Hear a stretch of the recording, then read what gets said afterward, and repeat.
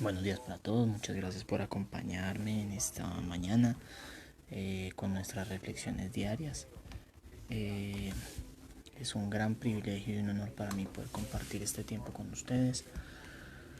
Muchas gracias por estar aquí, por escucharlas, por seguir meditando conmigo en estos tiempos. Eh, vamos a pedirle al Señor que nos hable, que nos enseñe en este día, que nos lleve a través de su palabra y que podamos meditar en él en estos tiempos complicados, difíciles, donde tal vez todo lo que teníamos, en todo lo que estábamos parados se ha ido como aquietando, no podemos apoyarnos en eso y pues nuestra esperanza está siendo fijada en Dios. Bueno, vamos a orar. Señor, te damos gracias por este tiempo, te pedimos Dios Todopoderoso que seas tu Padre Santo hablándonos a través de tu palabra, llegando a nuestras vidas, Señor Padre Santo, y que estas meditaciones nos ayuden a verte a ti, Señor, a verte a ti en estos tiempos complicados y difíciles. Tú traes consuelo y paz a todos aquellos que se encuentran afligidos, Señor. Yo te pido que en esta hora traigas consuelo a través de tu palabra. Gracias, Señor, en el nombre de Jesús. Amén.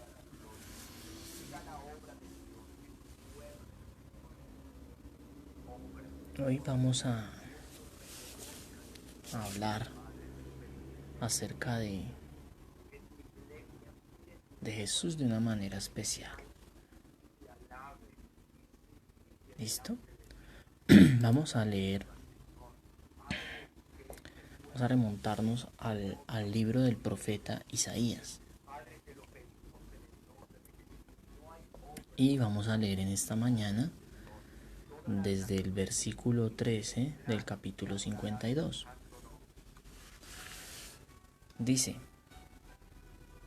He aquí que mi siervo será prosperado, será engrandecido y exaltado y será puesto muy en alto.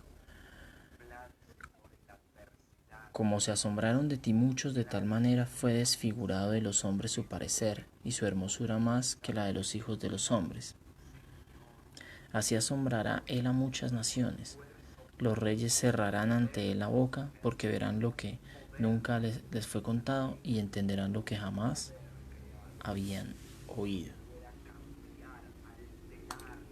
Sigue en el capítulo 53, versículo 1.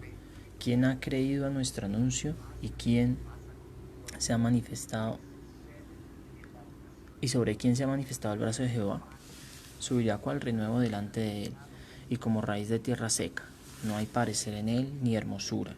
Le veremos, mas inatractivo para que le deseemos. Despreciado y desechado entre los hombres, varón de dolores, experimentado en quebranto, y como que escondimos de él el rostro. Fue menospreciado y no lo estimamos. Ciertamente llevó él nuestras enfermedades y sufrió nuestros dolores, y nosotros le tuvimos por azotado, por herido de Dios y abatido. Mas él herido fue por nuestras rebeliones, molido por nuestros pecados.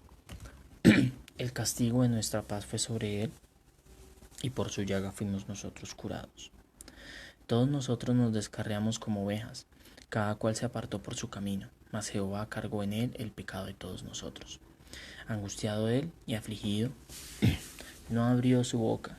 Como cordero fue llevado al matadero, y como oveja delante de sus trasquiladores enmudeció, y no abrió su boca. Por cárcel y por juicio fue quitado. ¿Y su generación quién la contará? Porque fue cortado de la tierra de los vivientes, y por la rebelión de mi pueblo fue herido. Y se dispuso con los impíos su sepultura, mas con los ricos fue en su muerte, aunque nunca hizo maldad, ni hubo engaño en su boca. Con todo eso, Jehová quiso quebrantarlo, sujetándole a padecimiento. Cuando haya puesto su vida en expiación por el pecado, verá linaje, vivirá por largos días, y la voluntad de Jehová será prosperada, será en su mano prosperada. Verá el fruto de la aflicción de su alma y quedará satisfecho. Por su conocimiento justificará mi siervo justo a muchos y llevará las iniquidades de ellos. Por tanto, yo le daré parte con los grandes y con los fuertes repartirá despojos, por cuanto derramó su vida hasta la muerte y fue contado con los pecadores, habiendo él llevado el pecado de muchos y orado por los transgresores. Amén. Este pasaje había sido escrito 700 años antes de que naciera Cristo y describe de una forma poética lo que hizo Cristo, la obra de Cristo en su plenitud. Pero miremos un poco el contexto de por qué en principio los judíos no creyeron en él y por qué la gente no cree en él. Antes de desglosar este versículo, quiero que miremos también en ese contexto otro pasaje del mismo profeta mucho antes, en el capítulo 9. En el capítulo 9 dice lo siguiente, capítulo 9 versículo 1: Mas no habrá siempre oscuridad para la que está ahora en angustia, tal como la aflicción que le vino en el tiempo que livianamente tocaron la primera vez a la tierra de Zabulón y a la tierra de Neftalí, pues al fin llenará de gloria el mar de camino del mar de aquel lado del Jordán, en Galilea de los gentiles. El pueblo que andaba en luz vio gran luz, en tinieblas vio gran luz. Los que moraban en tierra de sombra de muerte, luz resplandeció sobre ellos. Multiplicaste la gente y aumentaste la alegría. Se alegrarán delante de ti como se alegra en la siega, como se gozan cuando reparten despojos. Porque tú quebraste su pesado yugo y la vara de su hombro y el cetro de su opresor, como en el día de Madián. Porque todo calzado que lleva el guerrero en el tumulto de la batalla y todo manto revolcado en sangre serán quemados, pasto del fuego. Porque un niño nos es nacido, hijo nos es dado, y el principado sobre su hombro, y se llamará a su nombre admirable, consejero, Dios fuerte, Padre eterno, príncipe de paz. Lo dilatado de su imperio y la paz no tendrán límite sobre el trono de David y sobre su reino, disponiéndolo y confirmándolo en juicio y en justicia desde ahora y para siempre. El celo de Jehová de los ejércitos hará esto. ¿Por qué pongo este pasaje como contexto inicial? Los judíos como nación, el pueblo judío como nación, la nación de Israel, paulatinamente fue destruida por invasiones de otros pueblos, esto a causa del juicio de Dios. ¿Sí? Esto a causa del juicio de Dios. Primero que todo fue el reino de Israel. Recordemos, Dios permitió que hubiera un reino de Israel. El primer rey fue Saúl, después siguió David, luego Salomón, y después de Salomón el reino se dividió en dos partes. Se dividió en el reino de Israel, el reino del norte, y el reino del sur, que era el reino de Judá. El reino de Israel era un reino impío, un reino que no quiso buscar a Dios, un reino que no quiso buscar a Dios.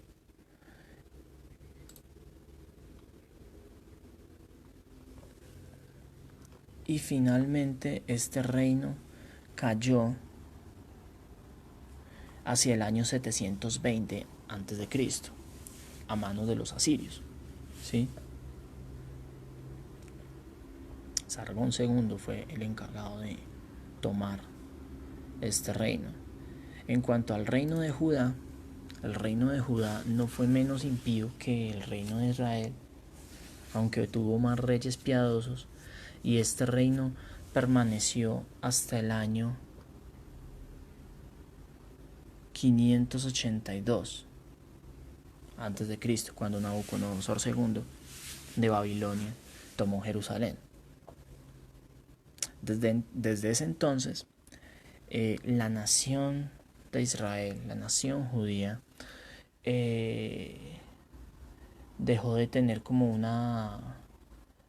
un territorio fijo, y aunque su identidad nacional nunca se perdió. Y entonces durante esta época del exilio se empezó a hacer muy fuerte esa profecía del capítulo 9 del libro de Isaías, Isaías fue un profeta que vivió en el reino de Judá hacia los años 750 más o menos. Me estoy de pronto equivocando. Y este señor, inspirado por Dios, profetizó el nacimiento del Mesías. Y entonces estos israelitas se tomaron mucho, los judíos se tomaron muy literalmente el tema de que iba a venir del trono de David y que iba a ser un rey, ¿cierto? Un rey físico. Entonces ellos lo tomaron como que ese rey físico iba a establecer su reino y les iba a devolver su identidad nacional, ¿sí? En algún momento en la historia judía, ellos consideraron que iba a estar cerca porque ellos pudieron tener cierta autonomía nacional, sobre todo después de la época del imperio de Alejandro Magno, hacia el año 140, que ellos pudieron establecer primero como una especie de república y luego un estado monárquico, por decirlo así. Pero esa autonomía, esa leve autonomía se vio perdida cuando finalmente en el año 66 Pompeyo toma Jerusalén.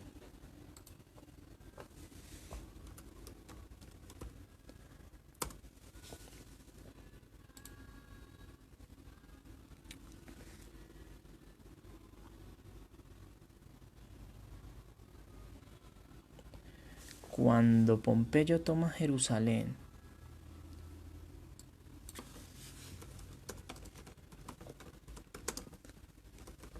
¿cierto?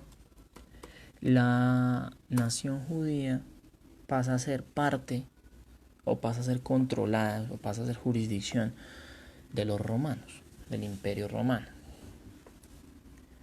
Una jurisdicción parcialmente independiente, en donde una parte era directamente controlada por Roma y otra parte era gobernada por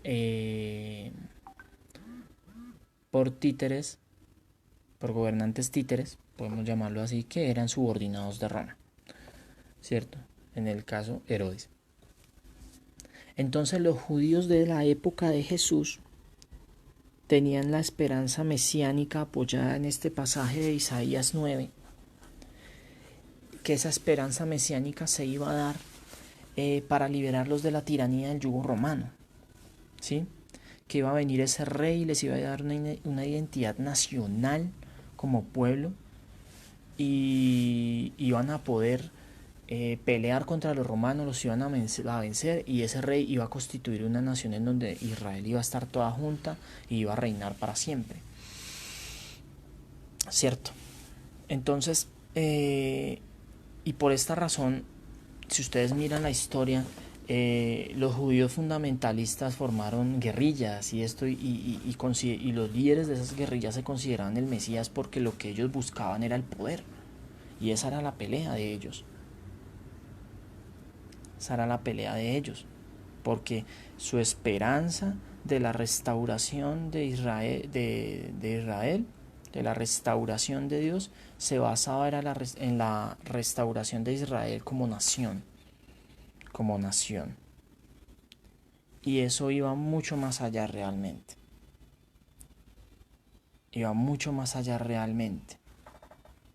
Y lo vemos en Isaías 52 y 53.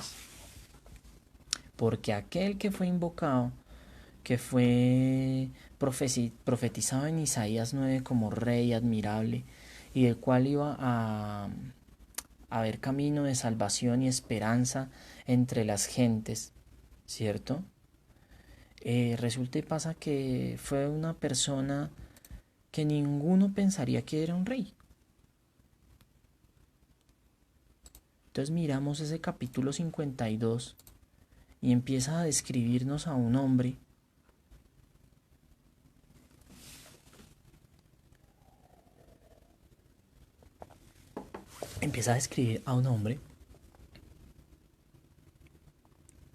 que primero pues sí iba a asombrar a muchas naciones como lo hizo Cristo con su palabra, con la demostración de poder, ¿cierto?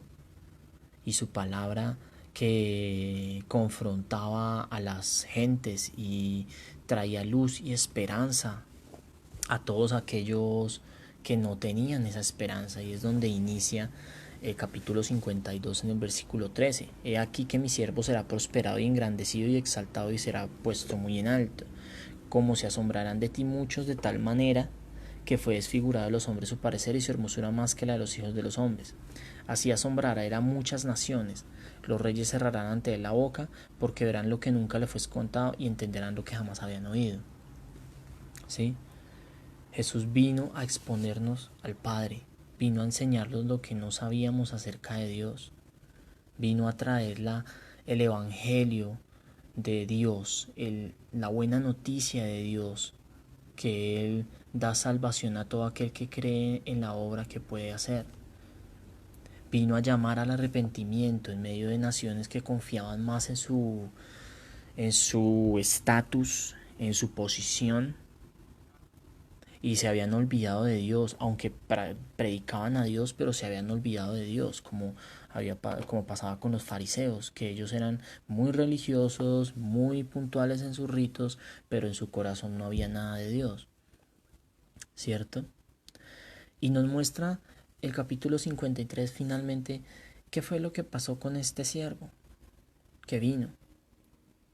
¿Quién ha creído en nuestro anuncio y sobre quién se ha manifestado el brazo de Jehová? Subirá cual renuevo delante de él, y como raíz de tierra seca. No hay parecer en él ni hermosura. Le veremos, mas inatractivo para que le deseemos. ¿Sí? No empieza a describir tanto como lo que fue Cristo, que realmente no cumplió las expectativas, por decirlo así, de los que esperaban ese Mesías rey, ese Mesías guerrero, que iba a llegar con sus ejércitos y su espada, iba a coger a los romanos y los iba a sacar corriendo. No cumplió con esas expectativas. Leemos los evangelios y pues resulta que era un tipo normal, o sea, parecía un hippie, ¿sí? Que se la pasaba era ahí con sus discípulos y pidiendo comida en las casas, o sea, pidiendo no, sino viviendo digamos, de la provisión diaria de Dios, ¿cierto? Llegaban y le daban comida en las casas, le daban posada a veces. Él mismo dice que el Hijo del Hombre no tenía donde recostar la cabeza, ¿sí? Porque Jesús era pobre y miramos los evangelios, y su familia no era una familia rica, era una familia pobre, vivían del sustento de su padre, y posiblemente cuando su padre murió, él tuvo que hacerse cargo de su mamá y de sus hermanos porque era el mayor. Recordemos, Jesús tuvo hermanos, ¿sí? José con María después tuvo otros hijos, entonces él tenía sus hermanos y la escritura no lo referencia. Y cuando inició su ministerio público, Jesús empezó a recorrer toda la tierra de Israel, de arriba abajo, 3 años, y el hombre no tenía, digamos, una residencia fija. Lo que no indican los evangelios es que muy probablemente su residencia fija, por decirlo así, era Capernaum, pero no fue un lugar donde estuviera permanente, y más que en 3 años él recorrió todo, de arriba abajo, todo Israel, ¿cierto? Entonces no era un personaje del cual se pudiera decir, uy, no, este man va a ser un rey. No, era un hombre como cualquier otro. Incluso, como les digo, tenía más apariencia de hippie que cualquier otra cosa, ¿cierto? Para la modernidad de nosotros, Jesús podía haber sido perfectamente un hippie, loquito por ahí, ¿sí?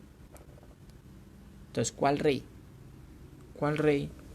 ¿Cuál rey podríamos ver en él? Y pues mucho menos los encopetados fariseos, y mucho menos los guerrillos que estaban por ahí haciendo su propaganda y su guerra contra los romanos, ¿cierto? Y lo que sigue en este pasaje, volviendo al pasaje, es que empezamos a ver el sufrimiento que Cristo tuvo allá en esa muerte de cruz. Cristo estaba destinado a morir en la cruz. Dios lo había decretado desde el principio, amigo y amiga. despreciado y desechado entre los hombres, varón de dolores, experimentado en quebranto, y como que escondimos de él su rostro, fue menospreciado y no le estimamos. Y fíjese en este versículo, el 4. Ciertamente llevó en él nuestras enfermedades y sufrió nuestros dolores, y nosotros le tuvimos por azotado, por herido de Dios y abatido. Mas él herido fue por nuestras rebeliones, molido por nuestros pecados. El castigo de nuestra paz fue sobre él, y por su llaga fuimos nosotros curados. Ahí está hablando de que por su sacrificio, por todo lo que sufrió, nosotros hemos sido curados. ¿Curados de qué? De la enfermedad del pecado, amigo, amiga. Si creemos en este hombre. Y mire, más revelador aún es el versículo 6. Todos nosotros nos descarriamos como ovejas, cada cual se apartó por su camino, mas Jehová cargó en él el pecado de todos nosotros. Dice que todos nos descarriamos como ovejas. La escritura dice que no hay justo, ni aun uno solo. Usted y yo no podemos justificarnos ante Dios en nada. No podemos decir es que como yo no mato, yo no robo, como yo he sido buena papa, como yo soy buena persona, entonces pues ahí Dios me va haciendo un lugar en el cielo. No. Dice que nosotros nos descarriamos como ovejas. Cuando las ovejas no están, digamos, el pastor no está pendiente de las ovejas, hablándolo esto del campo, las ovejas se van. Las ovejas se van por allá y las ovejas son animales torpes que se van por allá solas y se pierden. Así no están, si el pastor no está pendiente del rebaño, permanentemente la oveja se puede quedar ahí distraída y ¡pum!, se pierde. Se mueve el rebaño y después la ovejita perdida por allá se queda sola y queda a merced de los depredadores, ¿cierto? Entonces, eso nos dice la escritura, nos descarriamos como ovejas. Fuimos torpes como las ovejas, hemos sido torpes como las ovejas, descarriados, lejos de los caminos de Dios. Lejos de los caminos de Dios. Y sin embargo, con su infinita misericordia, dice que Dios cargó en él, en Cristo, el pecado de todos nosotros. Apreciado amigo, apreciada amiga, si tú eres una de esas personas que se vive justificando y excusándote por las cosas malas que haces, es tiempo de que mires que hubo alguien que se tomó la molestia de venir a este mundo para cargar tus pecados, mis pecados, y para morir, para tomar el sacrificio que tú y yo debíamos haber hecho, para tomar el castigo que tú y yo merecíamos. Que te tomes tu tiempo para considerar tus caminos, para que consideremos nuestros caminos y nos volvamos a Dios en arrepentimiento. Él ha sido un Dios demasiado bueno y ha tenido mucha paciencia con nosotros.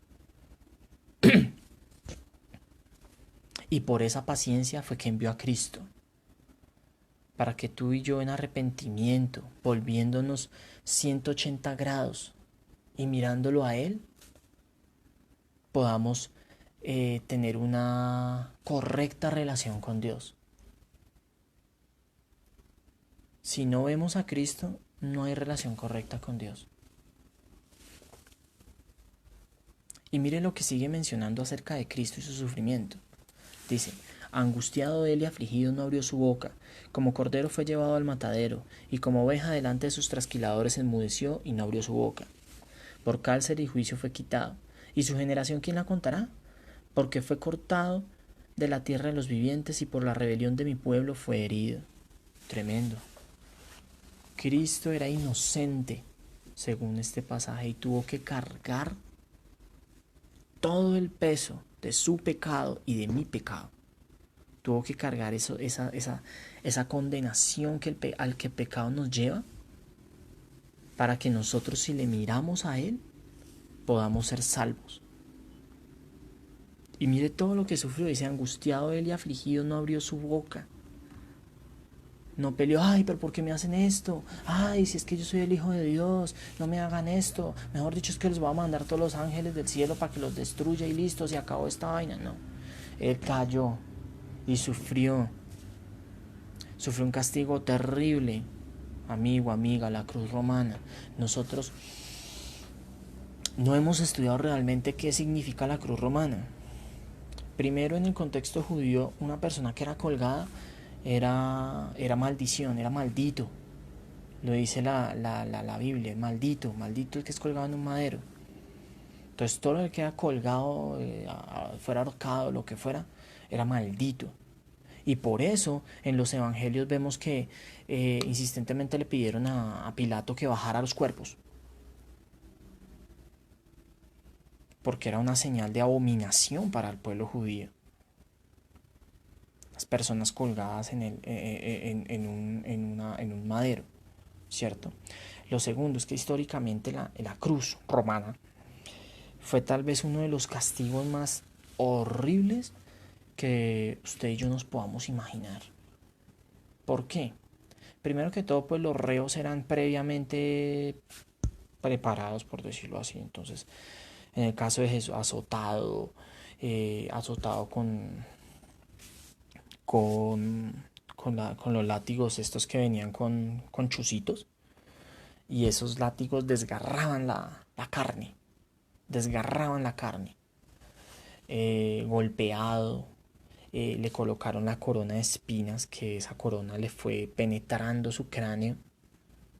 Sí, eso no fue solamente como de, ay no, sí, le pusieron eso y le rasgó la cabeza. No, no solo no le rasgó no solamente le rasgó la cabeza, sino también le penetró su cráneo. Le fue penetrando su cráneo de tal forma y de tal suerte que el dolor era terrible. El solo hecho, por ejemplo, de que cuando nosotros tenemos un dolor de cabeza, un dolor de cuero cabelludo, es terrible porque pues el cuero es muy delgadito. Entonces imagínense el dolor de unas púas desgarrando, penetrando la cabeza de nuestro Señor. Adicionalmente, él fue crucificado desnudo. Esa imagen que nos vende la iglesia tradicional del muñequito ahí con una heridita del costado nomás y como con la rodilla raspada y los clavos y con un taparrabo ahí. No. Cristo fue crucificado desnudo, desnudo, desnudo, amigo mío. Y estaba tan desfigurado que no se podía ver claramente quién era. Por eso dice en el versículo 5, dice, por su llaga fuimos curados. Él era una sola llaga, de arriba abajo, completamente. Estaba completamente desfigurado por todo el castigo que sufrió. Y adicionalmente a todo este castigo previo y a esta humillación previa, la cruz romana tiene una particularidad como castigo, y es que la posición del reo en la que quedaba, básicamente lo que hacía era generar asfixia, una asfixia insoportable dentro del condenado.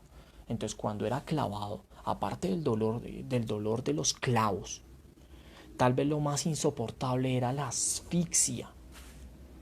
Por eso vemos que varias veces Jesús pidió bebida, ¿cierto? Mientras estaba en su agonía. Pidió agonía porque se produce asfixia, se empieza a secar todo, se empieza a deshidratar el cuerpo.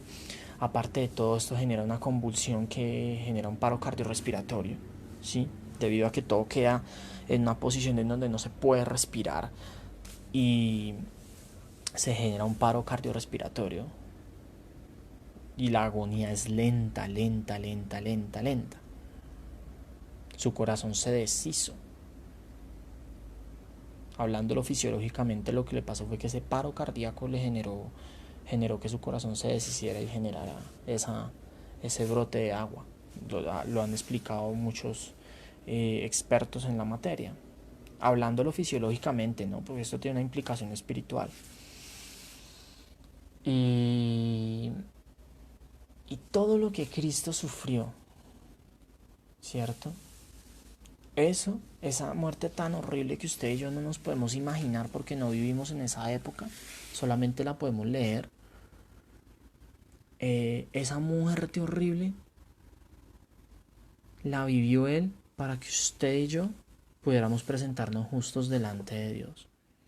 Tuviéramos esa esperanza de poder volver a tener una relación correcta con Dios. Para que, viéndole a Él por la fe es la que nos trae y nos transporta hacia ese momento, y viendo su sufrimiento, podamos ver cuán horribles somos y cuál castigo tan grande merecíamos, pero que Dios en su infinito amor nos da esa oportunidad de ver a Cristo y saber que Él murió y que a su vez resucitó para darnos vida. Murió para que muriéramos con Él en el pecado y resucitó para que fuéramos resucitados en vida con Él y poder tener una relación correcta con el Padre. Una relación donde estamos justificados por los méritos de Cristo, donde Cristo nos ha impartido sus méritos de justicia y donde nos liberta del pecado y nos enseña a caminar una vida de fe. Una vida en donde empezamos a depender de Dios. Ya no vivimos para nuestros propios placeres, sino empezamos a vivir para Dios. Dice, y se dispuso con los impíos su sepultura, mas con los ricos fue en su muerte, aunque nunca hizo maldad, ni hubo engaño en su boca.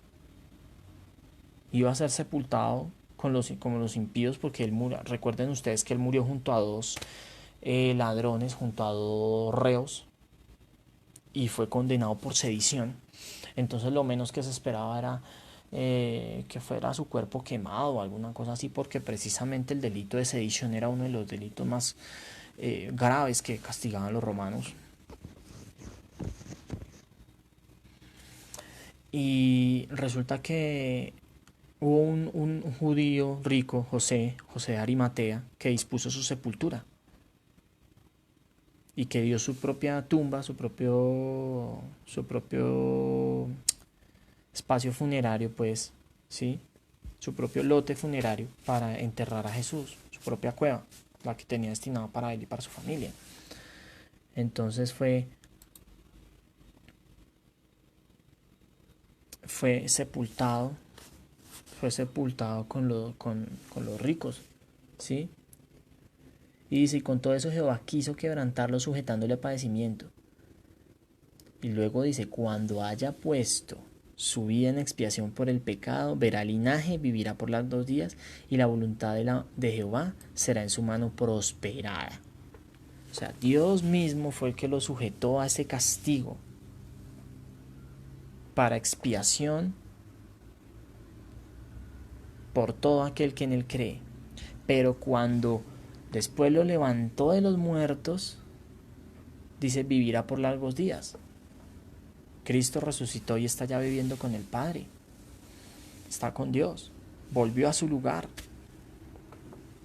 Y dice, verá el fruto de la aflicción de su alma y quedará satisfecho.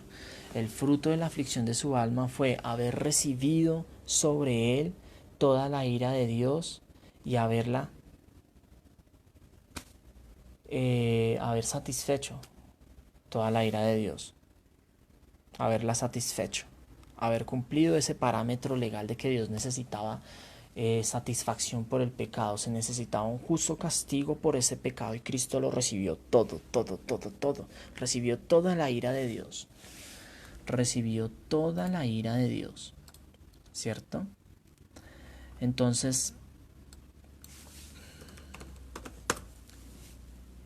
amigos, amigas, miren qué tremendo. Y esto lo dijo Isaías 700 años antes de que Cristo viniera. ¿Sí?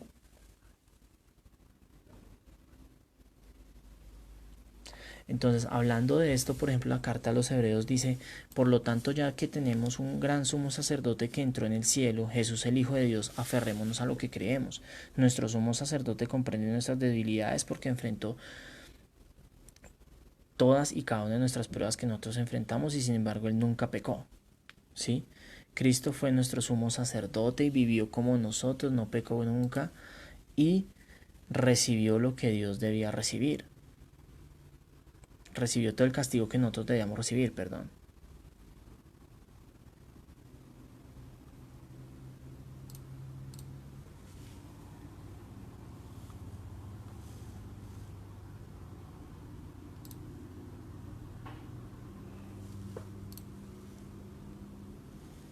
Y sobre ese sumo sacerdote, en el mismo libro,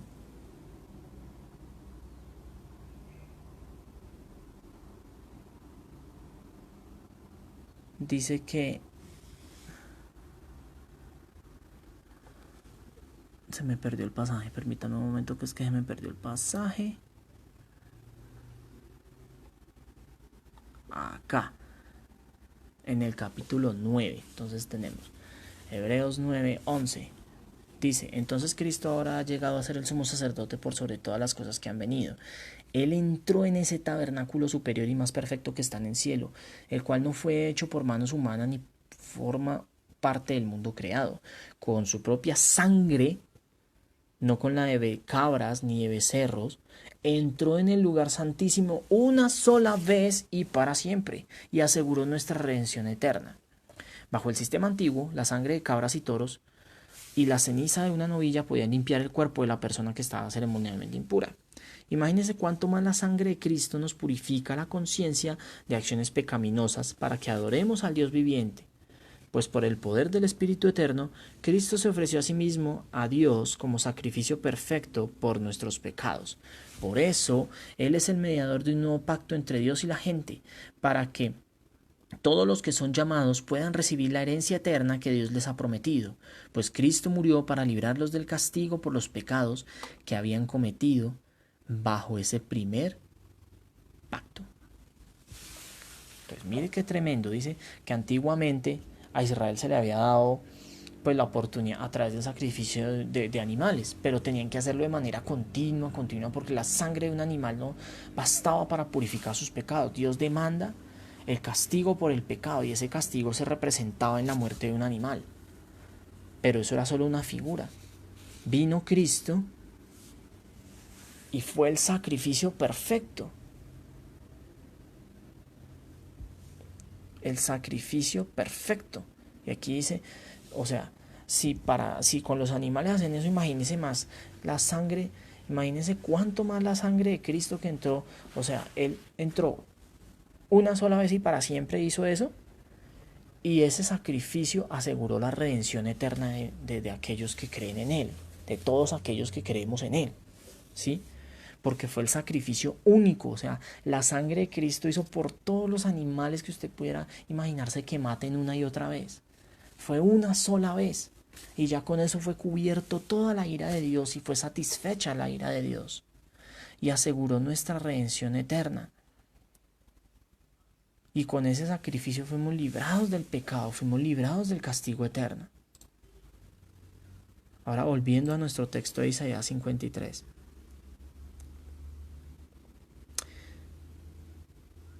Dice: verá el fruto, versículo 11, de la aflicción de su alma y quedará satisfecho. Por su conocimiento justificará a mi siervo a muchos y llevará las iniquidades de ellos. Ya lo habíamos leído. Versículo 12: por tanto yo le daré parte con los grandes y con los fuertes repartirá despojos, por cuanto derramó su vida hasta la muerte y fue contado con los pecadores, habiendo él llevado el pecado de muchos y orado por los transgresores. ¿Sí ve la consonancia que tiene la Biblia? Eso es todo lo que hemos venido hablando este tiempo, y adicionalmente fue 700 años antes de que Cristo naciera. Para terminar voy a dejarlos con este pasaje, que es Filipenses capítulo 2, versículos 5 al 11. Dice: tengan la misma actitud que tuvo Cristo Jesús. Aunque era Dios, no consideró ser el igual a Dios. No consideró que el ser igual a Dios fuera algo a que aferrarse, En cambio, renunció a sus privilegios divinos, adoptó la humilde posición de un esclavo y nació como un ser humano. Cuando apareció en forma de hombre, se humilló a sí mismo en obediencia a Dios y murió en una cruz como morían los criminales. Por lo tanto, Dios lo elevó al lugar de máximo honor y le dio el nombre que está por encima de todos los demás nombres, para que ante el nombre de Jesús se doble toda rodilla en el cielo y en la tierra y debajo de la tierra, y toda lengua declare que Jesucristo es el Señor, para la gloria de Dios Padre. Amén. Cristo renunció a sus privilegios divinos. No estimó ser igual a Dios como cosa a que aferrarse, y renunció a sus privilegios divinos por un instante de tiempo para venir a ser como nosotros y compadecerse de nuestras debilidades.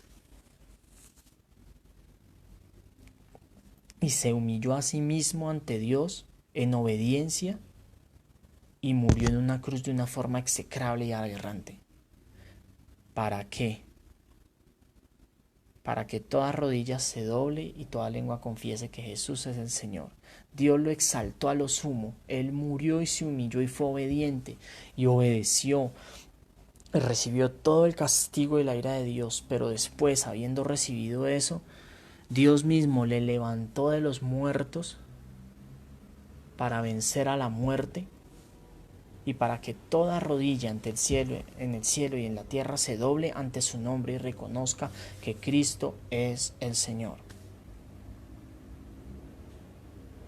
Cristo, a través de eso que hizo, venció el pecado.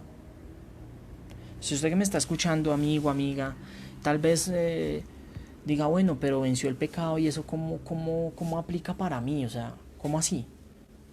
Le digo, si usted es una persona que está, digamos, esclavizada por sus vicios, si usted es una persona que lucha con el alcohol, lucha con adicciones sexuales, lucha con su carácter, con su ira, con su mal genio, si usted es una persona que dice, no, es que yo quiero dejar de ser así, pero no puedo, quiero dejar de ser mentiroso, quiero dejar de ser chismoso, quiero dejar de ser mal hablado, y dice, no puedo, en este momento yo le digo, es cierto, usted no puede, yo no puedo, pero hay uno que sí puede liberarle de eso, y es Cristo el Señor.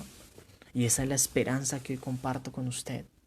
Este Cristo del cual hemos estado hablando, que murió y que se sometió a la voluntad de Dios y se humilló hasta lo sumo para librar de la muerte a todo aquel que en él cree, ese Cristo es el que le puede liberar a usted y el que puede traer esa esperanza de vida eterna. Amigo, amiga, escúcheme en esta mañana. Usted que es una persona que piensa que no necesita a Dios, que vive en su orgullo, que piensa que los demás le tienen que rendir pleitesía, que yo soy así y así seguiré y nunca cambiaré, como dice la canción. Yo soy así y qué. Si usted es una persona que piensa eso, le digo, es tiempo de que mire a Dios. Cuando Dios le empiece a quitar todo en lo que usted se apoya, todo en lo que usted está basado, cuando usted se dé cuenta que sus títulos, que sus privilegios, que no sirven para nada, y por ejemplo en un momento como este, usted puede ser un doctor y todo lo que sea, pero le toca estar encerrado en la casa, y ¿de qué le sirve su doctorado si le toca estar encerrado? A ver, nada. ¿De qué le sirve tener mucho conocimiento si le toca estar sentado en la casa sin poder salir, que escasitamente tiene que salir a hacer el mercado y eso porque la restricción no nos permite salir?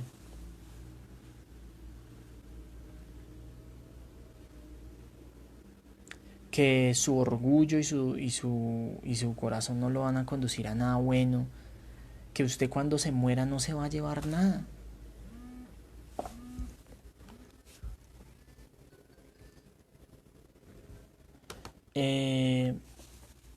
Amigo, amiga,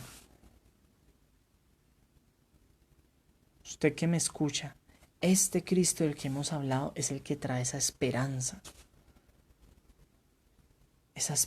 para su vida, de reconocer en esta mañana que hemos sido pecadores, que hemos vivido una vida sin Dios y que a pesar de eso Dios tuvo misericordia de nosotros y envió a Cristo. para que usted y yo pudiéramos correr hacia Él en arrepentimiento y fe. No es solamente decir, sí, no, conozco a Dios y, ay, sí, me arrepiento porque hice esto mal y, ay, cómo me duele, pero sigo con las mismas. No, arrepentirse es dar un giro de 180 grados y llamarle a lo malo malo como es. Y llamarle a lo malo malo no solamente se refiere a esas cosas que tal vez son evidentes, sino también a la malicia de nuestro corazón que no es evidente para muchos. A nuestros malos pensamientos, a nuestro orgullo, a nuestra soberbia, cuando nos creemos más que otros. Todos esos pecados, unos y otros, son abominables ante Dios. Y Dios como juez justo los va a juzgar si tú y yo no corremos a Cristo, porque Cristo es la solución. En Cristo se encuentra esa paz, en Cristo se encuentra esa satisfacción por el pecado. Y en Cristo también se encuentra la forma en la cual tú y yo podemos tener una relación correcta con el Padre. Él nos abre esa puerta, con Él tenemos esa llave de acceso. Entonces cuando creemos que Cristo nos ha librado, que nosotros somos incapaces de vivir una vida que glorifique a Dios por nuestros propios medios y nos damos cuenta que solo a través de Cristo podemos vivir esa vida, solo a través de Cristo podemos vivirla porque Él murió por nosotros y por los méritos de Él es que podemos empezar a caminar con Dios. Ahí vamos a experimentar libertad, vamos a experimentar una vida nueva en donde ya el pecado no va a ser nuestro Señor y no nos va a dominar. Este es el Cristo de la Biblia. No es el Cristo que te promete en donde dice, sí, vas a ser bendecido, prosperado, vas a tener fama, plata, todo. No, porque Cristo no es un genio de la lámpara. Cristo prometió salvación y vida eterna. Y aunque a ti te pueda llegar a faltar lo básico, Él no te va a abandonar y vas a tener la seguridad de que Él está contigo. Y aunque Él llegase a pedir hoy, o sea, llegases a morir hoy, cuando llegues al cielo, allá vas a poder decir, Cristo murió por mí.